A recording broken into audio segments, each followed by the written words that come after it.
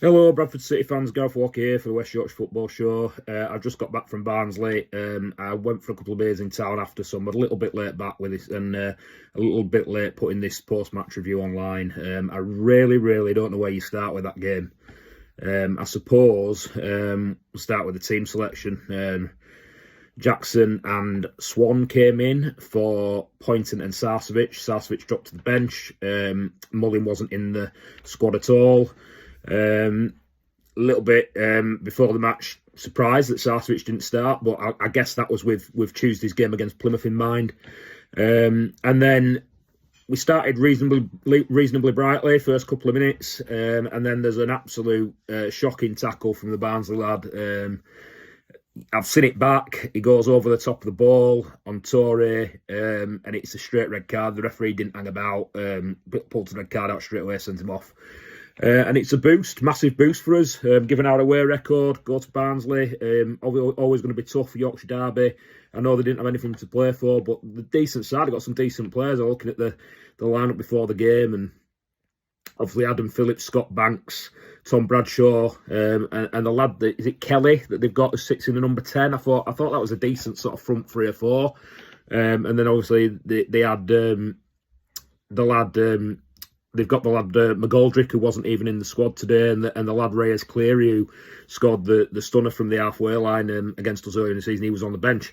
So it was always going to be tough. So when they went down to 10 men, a massive boost for us, I thought, right, here we go, perfect chance to take 3 points away from home, back up the away win at Wickham earlier in a couple of weeks ago, because since Christmas our away form has been poor, so getting that win at Wickham and Barnsley going down to 10 early doors today, I thought, right, perfect opportunity.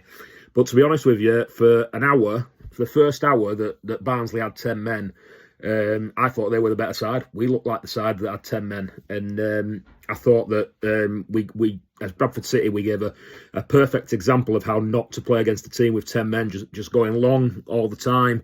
I know we're trying switch play. I know that's one of our tactics, switch play to the wing-backs. But Barnsley just found it easy. They were just gobbling it up. And like I say, I thought they looked like the side that had the man advantage. Really, I thought they probably edged it for the next hour after that sending off. They had a chance in the first half that lad puts over the bar, and then they did start to play a little bit for set pieces in the second half, and we didn't deal with a long throw. And the lad, the centre half, O'Connell, heads it home past Walker, and like I said, it was hard to say that they didn't deserve it at that point, even though we had the man advantage. They'd had probably the better chances, barring a Metcalf shot from just inside the box. I thought that, yeah, we didn't really deserve to be in front, so they go 1-0 up, where obviously we've got the man advantage. They're 1-0 up, and we had to come out and we had to do something. We had to react, and I thought we did react, having gone 1-0 down. I thought we started to play, we started to dominate territory a little bit without creating too much, but we started to push, be a lot more positive, try a few different things rather than just the switch and going long, and it started to work. And then we brought the subs on. Powell and Sarcevic come on, Lapsley comes on, we go to a 4-1-4-1, with Power just sitting in front of the back 4, and then you got the 2-10, Sarcevic and Lapsley, Nerfel on the right, Humphreys on the left, and we had, can't remember who was playing down the middle at that point, but anyway, yeah, we've gone 4-1-4-1, and we started to create things. Powell came on and played down the middle, played as the centre forward, and yeah, we looked a lot better. And for 10-15 minutes, we were decent, and we started to make the man advantage count. We created chances. We scored 2 goals. The first one, brilliant cross from Humphreys. Powell, good header, heads it down past the keeper. Keeper no chance, 1-1. Second goal, I think it's Torre, whips the ball in, and the defender gets a flick on it and flicks it past his own goalkeeper. You couldn't actually tell from the away end that had happened.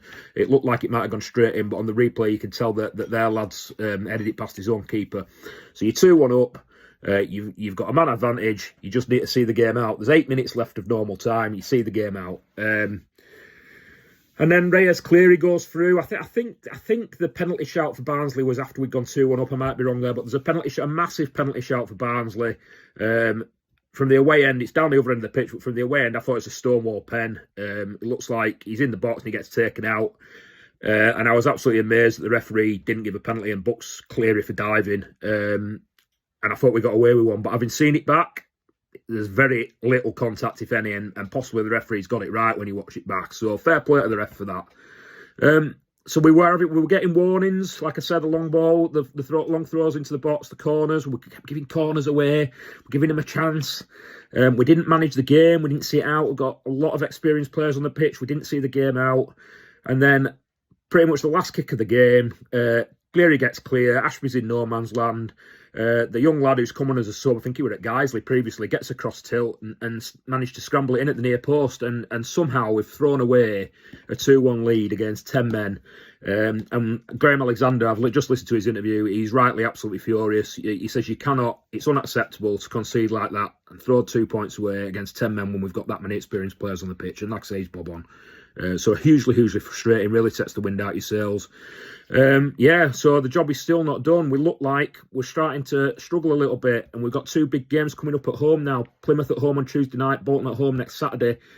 We're not safe in those playoff positions. We need a win. We're going to have to win one of those 2 games, I think, to make sure that we're finishing the top 6. And the way we're playing at the moment and the manner of points that we dropped today, like I say, it's a real kick in the balls. So we need to bounce back on Tuesday, and we need to get this extra win, next win that I think we need to finish in the top 6. So we've thrown 2 points away today against 10 men, and it's unacceptable. Season goes on, 3 games left. Like I say, I think we need another win. Onwards and upwards with the West Yorkshire Football Show.